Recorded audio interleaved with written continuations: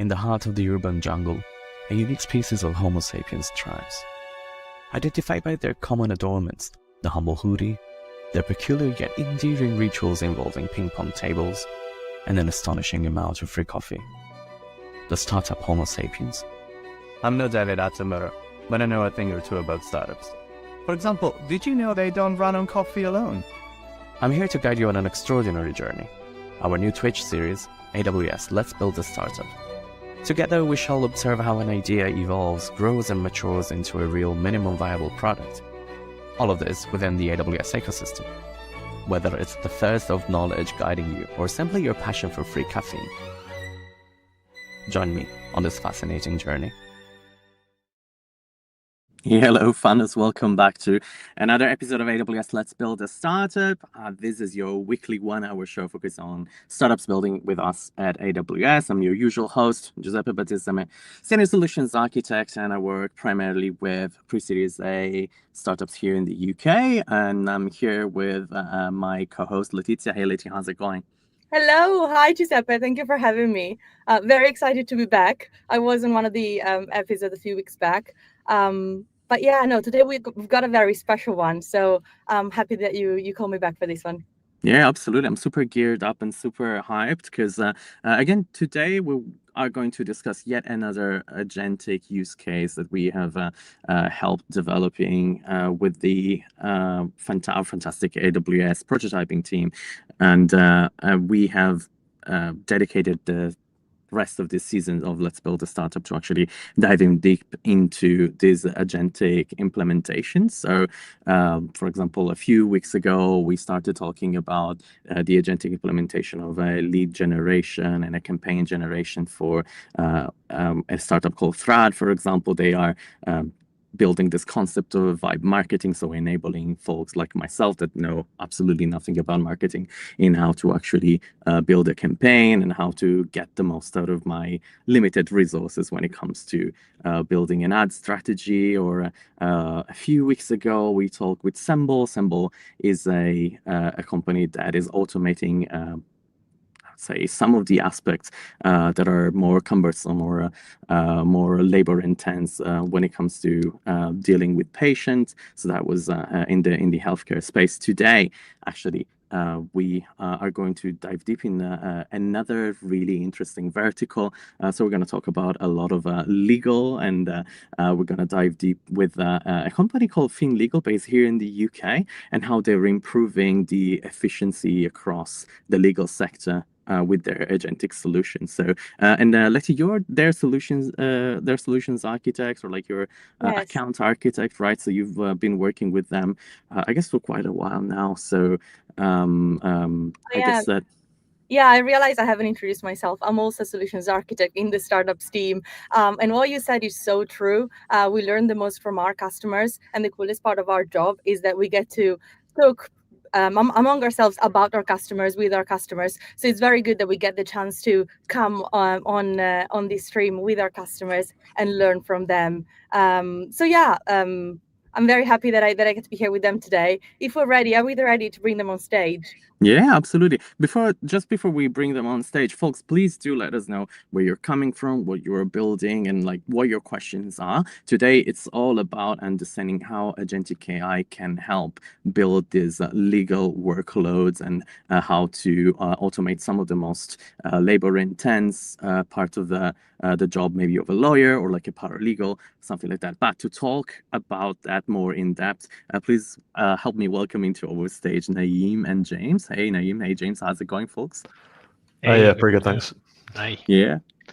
So Naeem is the CTO at FinLegal, and James is I think we decided just behind the scene before that we were gonna talk tell you I don't know, maybe we're promoting you or something like that. This is the first time, but I decided to call you AI tech lead. I think I don't know. I think I'll give myself that power. But that's okay. And Naeem, how about you give us just a quick intro to like what FinLegal is, like how it was born? I'm really curious about the type of stories that our founders are bringing to Let's Build a Startup. Yeah, sure. So following the live promotion for James here on the call. Yeah, so FinLegal, we built a SaaS product which we for legal firms to help them manage cases with large number of claimants effectively.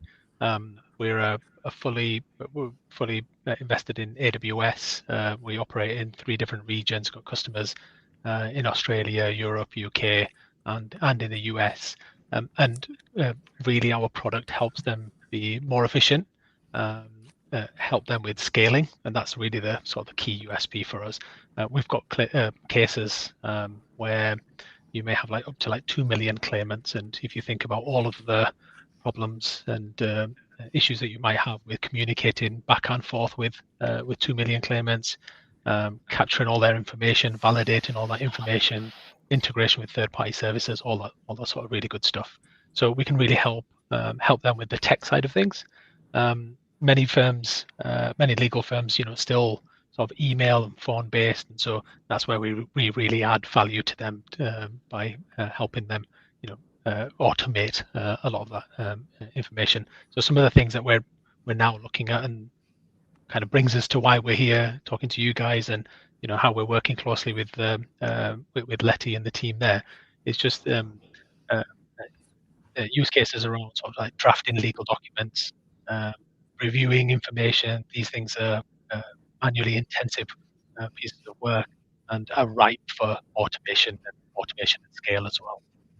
Yeah, I think that's so cool, and the fact that I'm in the process of something legal. I don't want to say, because I don't want to jinx it, but the time that we spend into actually even just fetching all of these documents, providing all of that information and stuff like that, even as a customer, for me it's extremely stressful. So I cannot imagine for folks to do this as a job, their main occupation, to spend maybe 8 to 10 hours a day.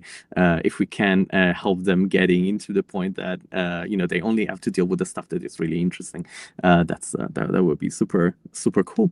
I'll give you some examples just to maybe put a little context ahead in front of everybody, really.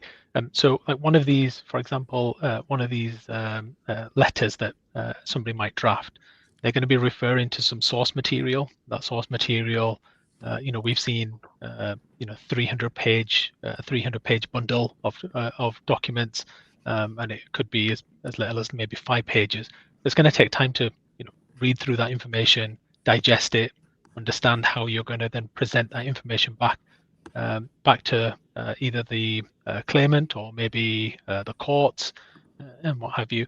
And with that, you're talking about looking at somewhere between a few hours of work to maybe even a few days of work. And our goal is to sort of half that process, to reduce that amount of time by 50%, then giving more time back for them to be able to focus on the things that are really important to them. And that's using agents to help us along the way as well.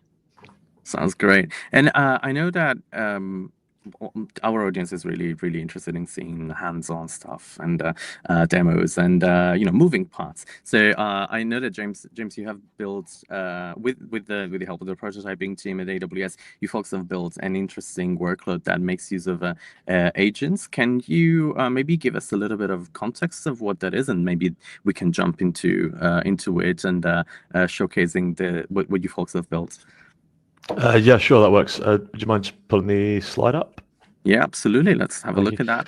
So basically, the business challenge we sought to address with the prototyping team was, is the one that Naeem was talking about. This existing process relies heavily on, a paralegal sitting down, writing these documents based on reviewing other documents, and there might be several sets of different documents, but you've also got to account for attributes, which are essentially customizable data items on claims in our systems that may have been collected through phone calls or through intake questionnaires, that kind of stuff. So they're pulling data in from lots and lots of different sources, collating it all together, and at the end of the day, most demand letters are actually fairly similar, right? They're quite formulaic. So as we said, it's ripe for automation. So this could take, depending on how complicated the documents we're putting in are, up to 3 hours, probably about a minimum of 1 hour. And it still takes, extensive human review to prevent errors because, we all make mistakes and the source material's quite complicated. So the new process, the idea is that rather than having to get paralegals to do this whole thing, we can get case handlers to do it, and then get the paralegals to review it instead. We also designed it to be, time efficient and parallelizable. So basically, in our dashboard, you'd go and you'd select all the documents you want to input into the letter of demand. You click a button and then you go get a coffee, or you go and do the same thing on another case. And then about half an hour later, sometimes it's quicker. The demo I'm going to show you, it takes about 1.5 minutes, but that's because the input document's not very long. You come back, you see your generated letter. You can top tail it, add your branding, check for any potential mistakes, and then pass it on to the paralegal to review it and send it off. It's super cheap in comparison to taking up an hour of a paralegal's time. So I'll share my screen and I'll jump straight into the demo. Now, what I'm not doing is I'm not going to show you through the dashboard just to try and minimize the number of things that can go wrong. I'm going to show you directly in my IDE where I've stubbed a couple of things, but it does work. For some reason, I'm not getting the option to share my IDE in the screen sharer. This is Oh no! Okay, let's try to figure that without. But while we figure that out, I think maybe I'll take one other question that came from you from one of our friends on LinkedIn. Just let me bring it up. So I'll just park it there while we try to understand what's going on with your screen, James. So maybe this is one from Naeem. How do you currently manage or check compliance risks? Is this something that we can discuss a bit about? Yeah. So far, in terms of the solution that we've developed and how we engage users within our system, the human in the loop is a really, really important part of that process. So we're not currently talking about generating any content that goes to a recipient without actually being reviewed by somebody who knows what they're doing. So the lawyer, the paralegal, or whoever is responsible for validating that content has still got to do that, and that's still part of the process. We have built some UI around that to kind of help the approval of that content. There are also there's different territories that we work in as well. So over in the US, we have a bunch of requirements around what kind of information and how it should be presented for particular use cases and what have you. So all of that's sort of built in and factored in. James could talk about actually one of the things that we've learned to do as part of our process is also this idea of like validating the content of the AI generation as well. So that's built into the process as well. So it's not like your ChatGPT output, for example, and then just presented straight to a user. But there is this idea of an agent or a process that validates the output before it's presented to the user. I don't know, James, if you want to say any more on that.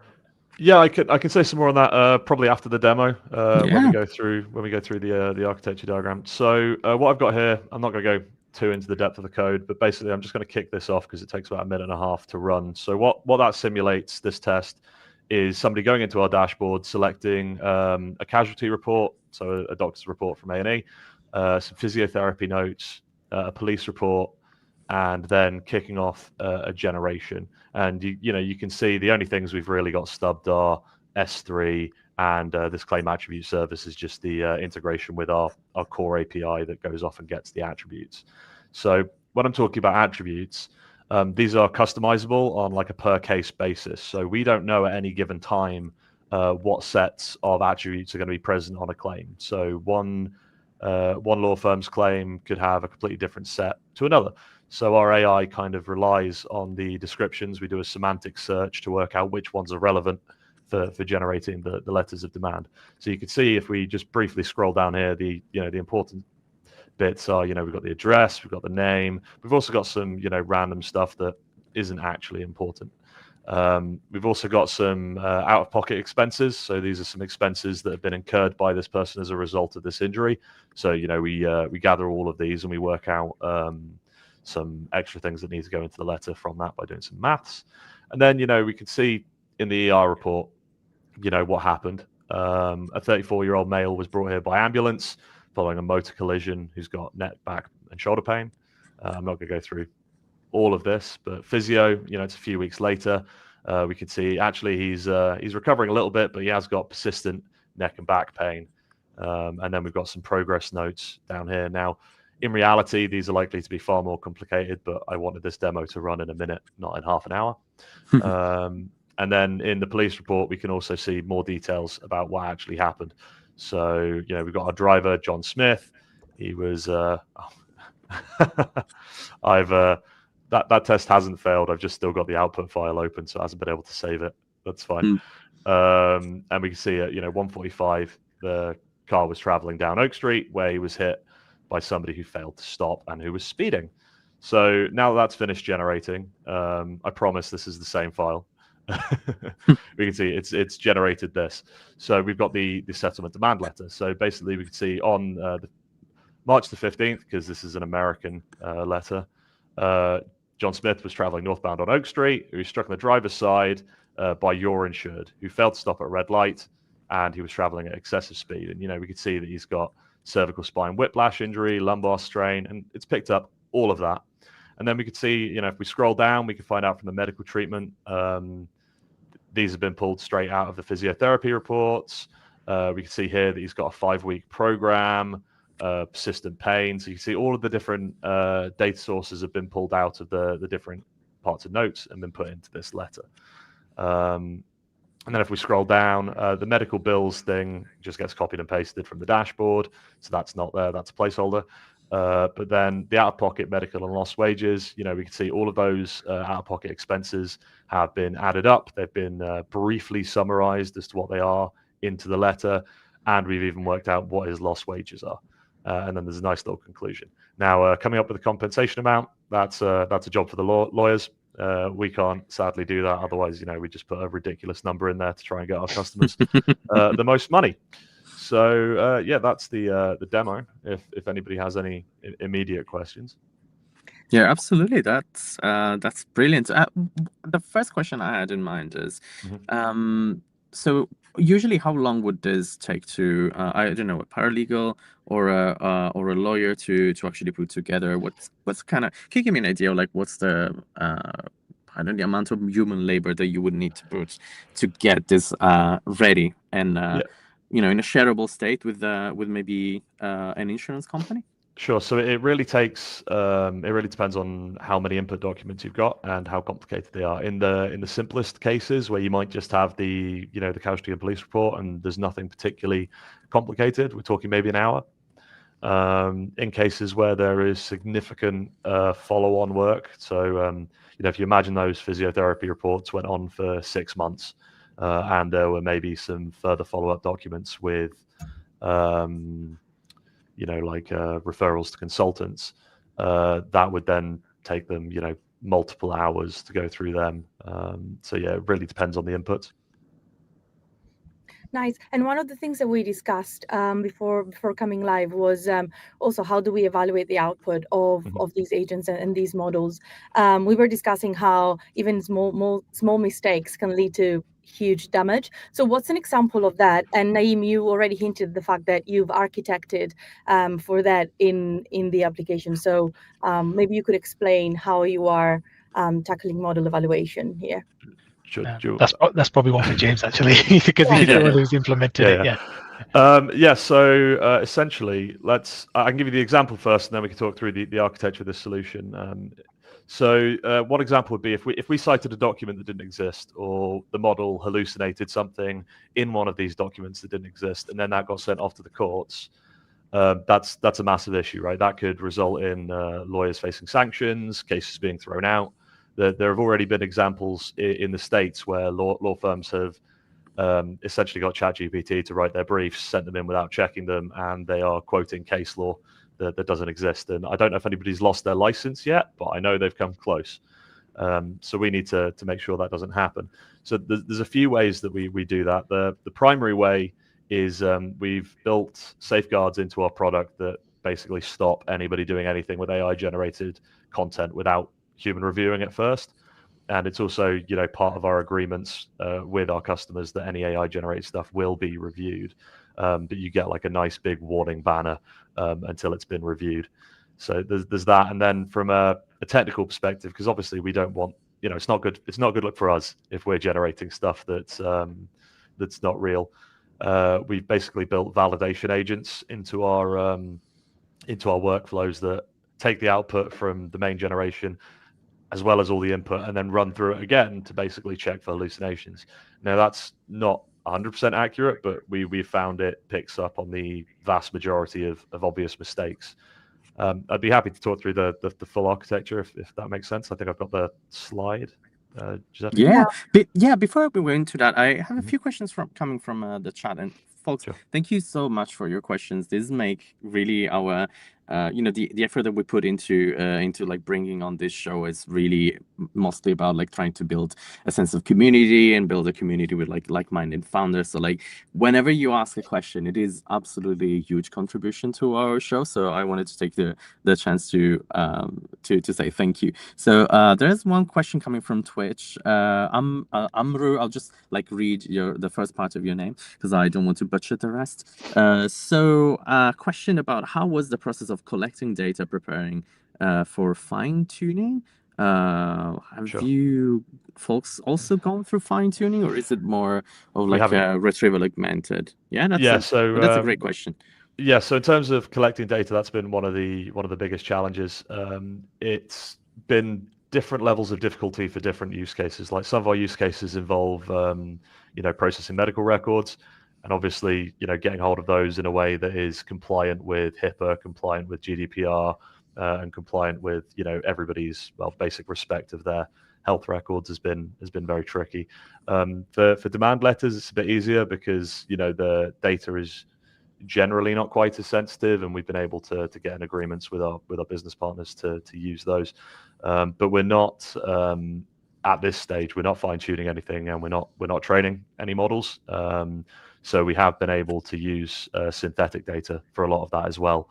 Claude Code has actually been really good for generating synthetic data compared to just using Claude Desktop or even ChatGPT, because it can go on essentially indefinitely, generating much larger and larger documents, whereas other tools tend to top out at like 2,000, 3,000, 4,000 tokens.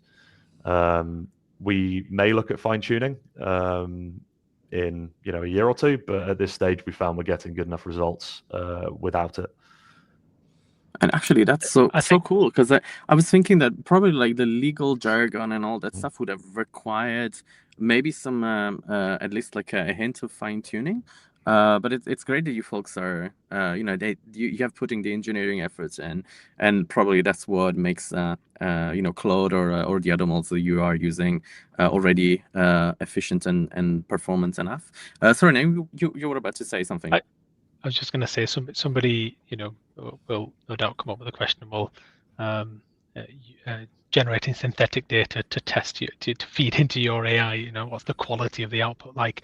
That's always a risk, but you have to try and get started somewhere. And let's just remember, if we all just stand back and think, what is the level at which we need to sort of match? We need to match, at least a human being's output and match their level of competence in this area.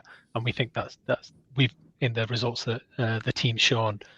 We think that's certainly possible, and hopefully we can even improve on that so that we can reduce errors and reduce mistakes in the document. But nothing's ever going to be perfect. It is a process that's going to be continually tweaked, and we're going to be learning as we go along and roll this out with our customers. Yeah, Sorry, I was going to say, it's probably worth noting as well that we talk about using synthetic data. We do have a small amount of real data that we're using for testing as well. It's just not enough for consistently developing on, which is why you've had to sort of extrapolate on that.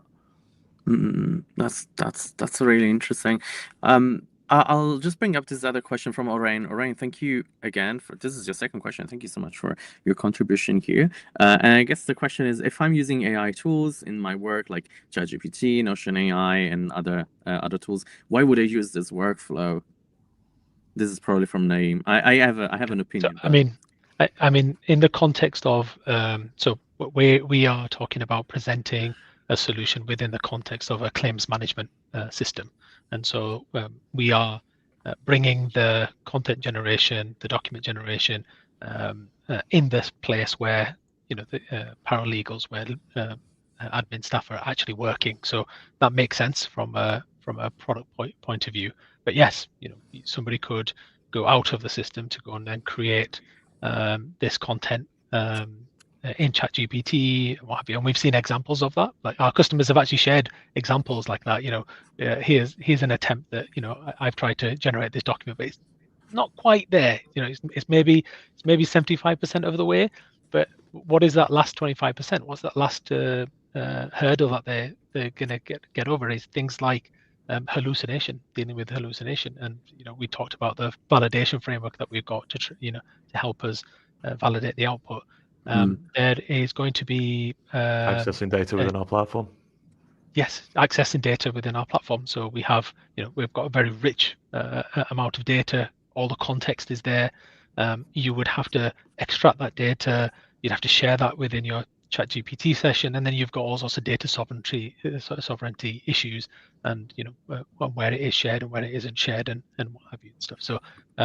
So for us, in the context of building this product, it makes sense to deliver it within the solution.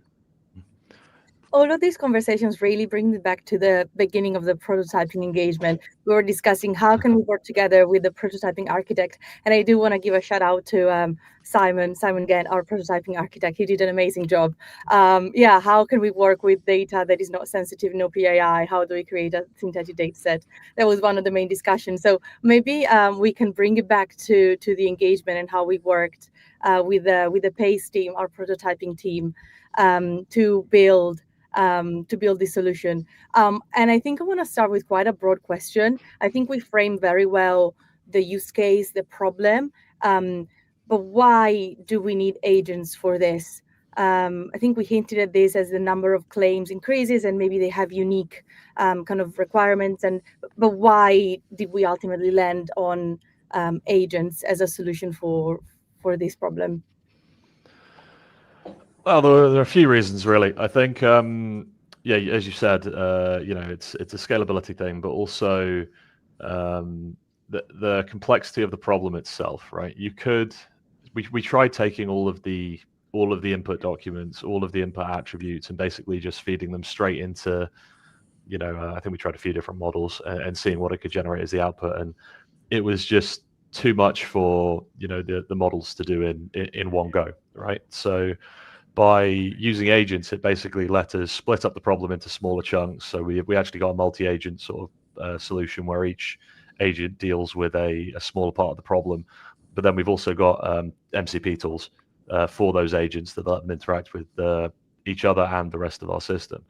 And we found that by making the whole process more modular and more digestible, the end result is actually far more reliable and far more accurate compared to just doing like straightforward RAG. Can I show you what that looks like? Because I know that you have some visual material that can help explain what you mean by modular and multi-agent. Yeah, I can bring up the architecture diagram, I guess. Finally. Forgot you had the powers.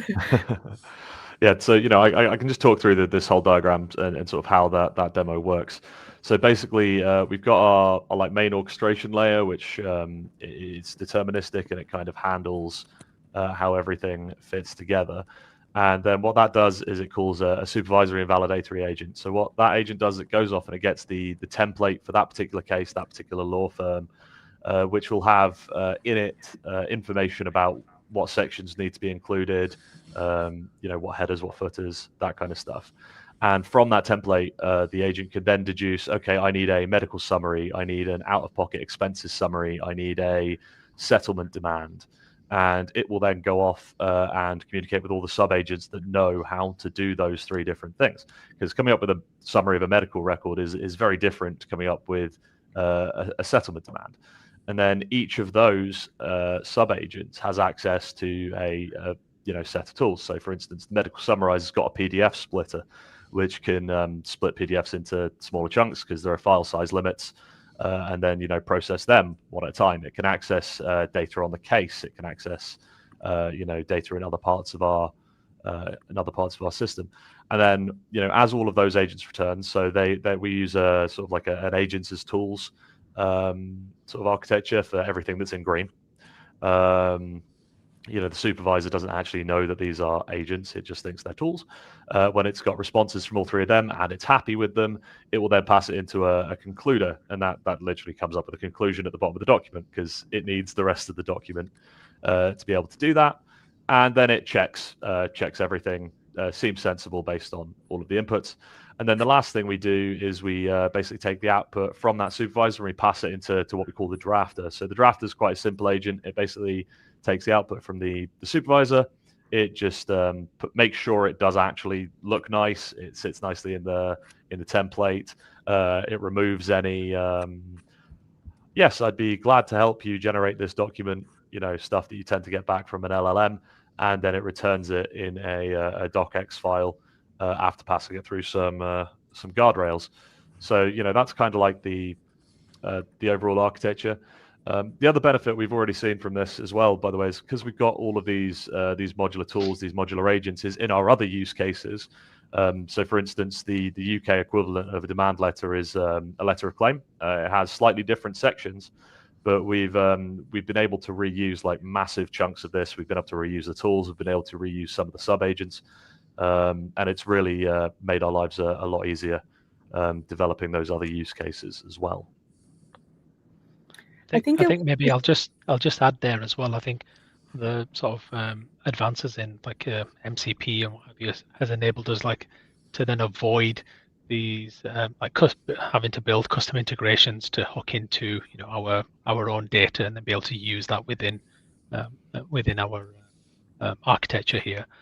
We're not making none of our agents are making changes to any of that claims data that we capture at the moment. We're only sort of consuming that, using it to augment and supplement some content that we generated. There is a very interesting question from Vivek in YouTube. I don't know, Giuseppe, if you can bring it on screen. Yeah, how do you measure accuracy? You mentioned the validator agent. So is that the main role of the validator agent? And if so, how do you actually measure accuracy and who validates it? Yeah, so this is something we still need to work on in terms of absolute metrics and continuous monitoring. The process we've been following right now is essentially we iterate on our product, we come up with some examples, and then we pass it to our in-house legal teams to review, and they highlight any problems. And it's really a case of reducing those numbers to an acceptable level. And we found that actually there are very few getting through the agents. To the validator agent. In terms of continuously monitoring this, that's something we haven't yet had time to do, but it is something we plan on exploring. I think as a startup life, you have an endless to-do list, and you've got to decide which one to prioritize. So sometimes you get a question, and it's like, yes, I thought about that. It's just coming next. Yeah, so I've got ideas around it. So basically, when you get the output document from this, and you can open it in our product, before you get rid of the sort of like AI generated, don't do anything with this banner, we could measure how much of the document gets edited before they save it. And I think if that's below a certain threshold, we could probably consider that a success. And if it's above a certain threshold, we could consider it a failure. The other thing you can do is you can do the classic thumbs up, thumbs down, but we're really trying to avoid that because we want the AI generated stuff to be as transparent to the users as all of our other stuff. It's just another type of doc gen for them. We don't really want to make beyond having a little bit of branding to say, yeah, this is our AI stuff. We don't want the workflow to be any different. So we're going to try and do a lot of this sort of like analysis and metric gathering behind the scenes as we can. Sounds like it's a very responsible way of giving AI as a tool to humans so that they're in the best place to review the work of the AI, and they don't trust it blindly. Yeah. Right, and I actually had another question, maybe more about like your prototyping experience. So, for the folks who've joined us for the first time, I guess on the stream, and for the folks who don't know what the prototyping team is at AWS, but it's essentially I would say kind of an extension of your own in-house team, and we work really closely with them, especially because a good prototype could be foundational, or like it can be pivotal for startups as well. So I'll be super keen to learn of some of the use cases that you folks would like to prototype with us. That's something that we can always talk about. But in general, this is an engagement that we carried out this past August. So we had a few startups coming over to the AWS offices here in London, actually, and we worked with them for I think about 3 days, or like hands-on kind of workshops and enablement sessions. But then I think where the meat is of the engagement is actually having a dedicated AWS engineer or a prototyping architect that works alongside with your extended team or your development team. And fundamentally, when we have scoped out exactly what we really want to build, they join your stand-up for a week or two, and they help you deliver that. So I wanted to maybe ask you, Naeem and James, like, what was your experience in working with the prototyping team, and maybe for the new cohorts that we will have maybe in the next summer, some of your advice to make that a kind of a successful engagement. Yeah, sure. So I think on the whole, it was a really great experience. I think the main benefit we got was just preventing us from going off in the wrong direction. Obviously, Simon has experience doing this before. He knows what works. He knows what doesn't work.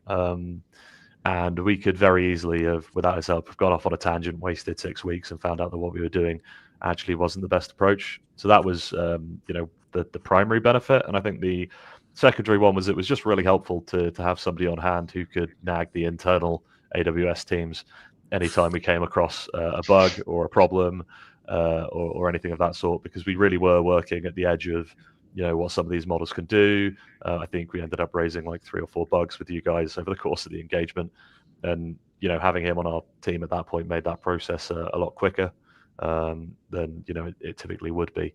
So that was really helpful as well. Yeah, the whole process was really good.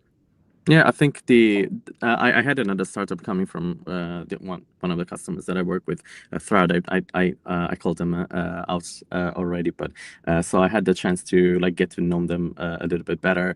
But I think that what the most valuable thing was out of this, aside from like just getting into a room and like onto a whiteboard, was actually really scoping, or like learning how to scope a feature and end to end, especially when there's new kind of technologies coming into play. So I thought that was quite of interesting. But anyway, so I think I wanted to go over some of the things that you have gone through when we were kind of architecting, or like at the whiteboards. And I know that you folks have under the hood, you're using different kind of models, and I think that this was kind of a conscious choice, and you have I would say a quote unquote a framework to how to deal with like model selection and model evaluation. Maybe you can tell us a bit more about that.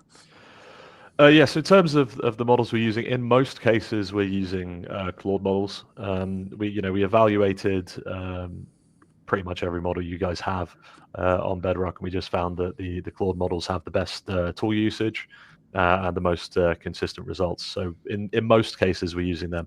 We're using Nova in some places where we just need something quick and simple, rather than like generating lots of text. But it was really quite a manual process of, okay, here's what we're going to try, and then we're going to go through and work out, right, is this better, A or B, until we got to where we wanted. But yeah, in terms of the framework, from the boot camp, it was like, oh yeah, great, we can, there's strands, or there's not agent core, I can't remember what the other one was called. Loads of frameworks we covered off. unfortunately, they're all Python, and we don't do Python here. We're a .NET shop, and no, we don't do Python here. We like our curly braces and our proper typing, just to start a riot in the chat. But yeah. This is going to. I think it's gonna cause some uproar. But that's okay. I think so. I know you guys are a .NET shop. So I think that's quite interesting. So maybe can you tell us a bit more about the kind of impact that this had on your technical choices? I know that you had to basically build your agentic frameworks from scratch, which I find it's really, really interesting. And I think that you can share a lot of the lessons learned. There you go. I've seen a notification coming. Ooh, let me open that up. Okay, no, it's just just an innocent hey. Oh, okay. Cool, that's okay. I was I was ready for like the like, oh, what Python? Woo. That's so well, there is semantic kernel that Microsoft are building, but when we evaluated it, it just didn't seem ready for prime time, especially with Bedrock. I'm assuming it probably works better with Azure and OpenAI right now, but we use AWS, so that wasn't really an option. So yeah, you're right. We built our own thing. We built it on top of Converse. And it's model agnostic. Originally, we also built it so that it could be used with Olama as well, so that we could basically transparently either send stuff to Olama or send stuff to Bedrock, depending on if we wanted to spend money or not. But to be honest, after the first couple of months, we were like, the models we can run locally are just not up to scratch for this, and maintaining this is not worth our time anymore. So we got rid of the Olama stuff, but it was useful when we were doing the more simple use cases. And then in terms of the capabilities, we had to build our own sort of like MCP tool, auto discovery, which because what we didn't do is we haven't actually deployed all of our tools into like Lambdas on our infrastructure yet. We decided to keep things simple, so we deploy them as NuGet packages, and then we use reflection to discover the MCP sort of like descriptors for those. The benefit of that is it means later on, if we want to drag them out into their own deployables, we can easily do that. And then let me just unpack that. So NuGet Sure. is fundamentally like the NPM or the pip for Python. And then when we say reflection is a particular capability of C# and potentially Java as well. Like it's a way for like doing programmatic introspection of maybe the class you're building, the programs that you are building, and that's how it helps you, I guess, understanding a bit more about the prompts that maybe you have, or like the kind of the methods that are available to you for the tools, right? So the classes that handle the sort of like the entry points for the MCP tools, if we had deployed them separately, they're decorated with certain attributes that the compiler then basically uses to generate the relevant endpoints. So in reflection, we can basically look at all the types in our assemblies, find the ones that are decorated with MCP attributes, and then from there we can look at those types to work out what are the arguments, what are the descriptions, and build up the sort of like tool input profiles that Bedrock and all of the LLMs expect. So that was it was quite interesting, to say the least, to get that working. But I can imagine. It's basically like meta programming, right? Because you're just like, super cool. But that was it's proved really useful that we did that, because we haven't had to deal with all the extra moving parts of having our tools deployed externally yet, which when debugging just makes life so much easier. And then another one of the things it does is this is one of the things that's more specific to us, is it tracks token usage in the context of the tenant who called it. So we've got a DynamoDB table that we use, which gives us the token usage per case, per client, what workflows we're running, and so we can use that for billing as well. And then in terms of security, we enforce data segregation obviously quite strictly. So if you think about any of the sandbox demos you guys do on the Bedrock courses, you always say you basically get the LLM to echo the correct user ID into the tool, and we didn't really feel like that was an acceptable level of risk. So what our framework does is it pulls all of the the user IDs, all the case IDs out of the sort of like the context in which it's being executed in, rather than relying on the LLM to be able to echo those parameters in correctly. So, we don't think we have to worry about, an agent going rogue and accessing some data from some other case that it shouldn't be able to. We've really designed it so that it can't do that. Okay, get you. I think it makes a ton of sense because there are some, let's say, embedded capabilities that should be, I would say, like kind of hard coded into the agent. So apart from so the reasoning behind it, we actually need our own agentic framework are not mainly related to the kind of technological choices that you've done in the past, but it's more likely like, oh, we want to offer these capabilities to our agents out of the box, and those are like capabilities that just say quote unquote like the other frameworks wouldn't be able to offer because they're so embedded into how our agents work. So that makes a ton of sense, and I guess you learned a lot from it. Maybe the one question I have is like, what is the most surprising thing that you've learned when you've built this? Oh no, that's a difficult question. The most surprising. Yeah. I don't know if you'd like my answer. Honestly, some of the issues in the documentation for Bedrock have been the most surprising thing. It's all feedback that we can bring back. I mean, we're striving to do absolutely our best when it comes to it. But but I guess you have Kiro and you have Amazon Q now, so like the documentation is a good starting point. But like the way that I actually learned the most, I think nowadays is actually just like just go and build and see what's up. And even Hallucination, they gave you great ideas. Or what part of my job is to actually go back to the service team and tell them, hey, you know what, like this could be a good idea. And like Hallucination, I helped out a lot in terms of creativity there. So yeah. What I will say is you guys have been great at responding when we have pointed out issues and questions, and I'm sure you guys, well, I'm well aware you guys are working right at the edge of this technology as well. So you've probably ran into just as many issues with, say, Anthropic's documentation as we have with yours.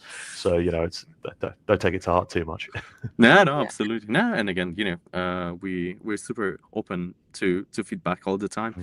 So yeah. Working very closely with you, we received a lot of very helpful feedback that I always bring back to you. You documented very well as well, so we can always replicate whatever you're flagging, and then it's a matter of making sure that we bring back that feedback. A lot of PFRs raised from discussions with you, so that's a thing. PFR stands for. PFR stands for request. Okay, gotcha. Always larger context windows. That's I might just add something there actually. Like if another team's wanting to sort of replicate the same sort of experience, one of the other things that we did that I think did go in our favor is that we did start this work slightly ahead of the bootcamp as well.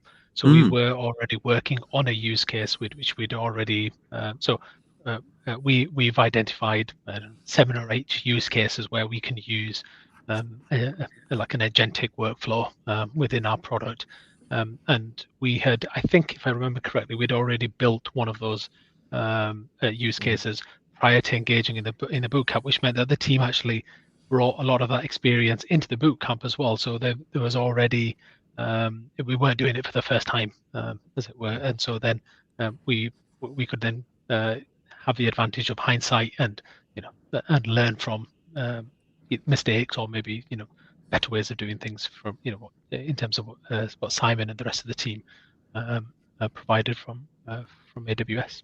Yeah, that was definitely true. If we'd gone in a bit dry, I don't think we'd have learned as much as we did. And we also went back afterwards and applied some of the stuff that we learned from the bootcamp to that earlier use case. So yeah, it definitely was really useful. Yeah, sounds great. Look, sir, we are coming close to the end of this episode, but I actually had a very interesting question coming from Vivek again.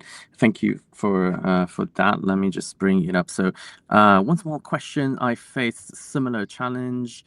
How agents maintain state across multi-document processing.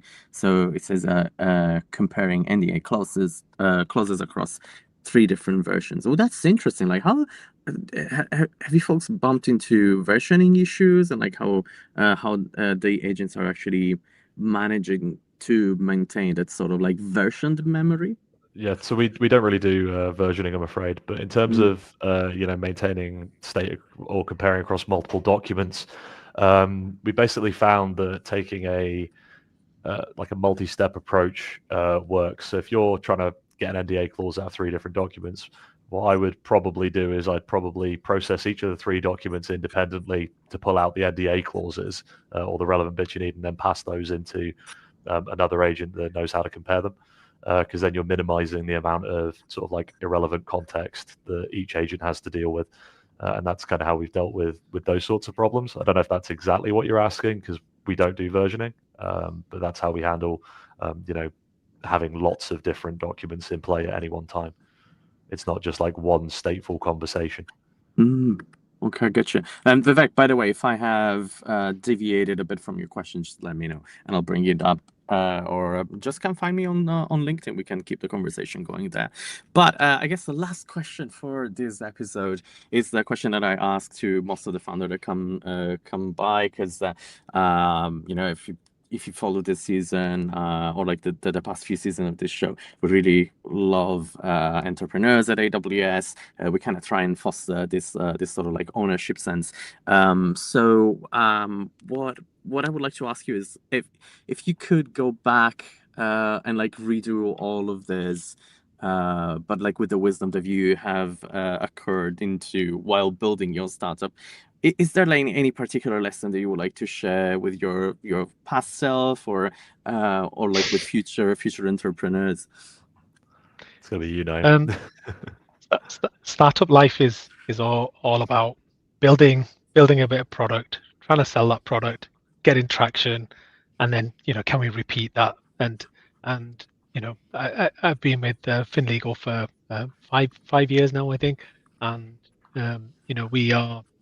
we've got traction in some areas. Some things work out, some things don't work out, and you just got to find the right balance between building just enough product to get that interest from customers, and then knowing where to place the bets in terms of the future stuff. And this AI stuff, I will, like, if I just link this back to this AI stuff, we've been quite pragmatic in how we've applied AI. I remember actually maybe about over 2 years ago, I gave a little presentation at one of our company events about how we could potentially use AI, and that's like 2 years ago, and it's now 18 months later where we're actually starting to build AI into the product. And so making the right bets at the right time is a very, don't ask me how, it's not, I'm not an expert on that, but I think most of it's something that I do share.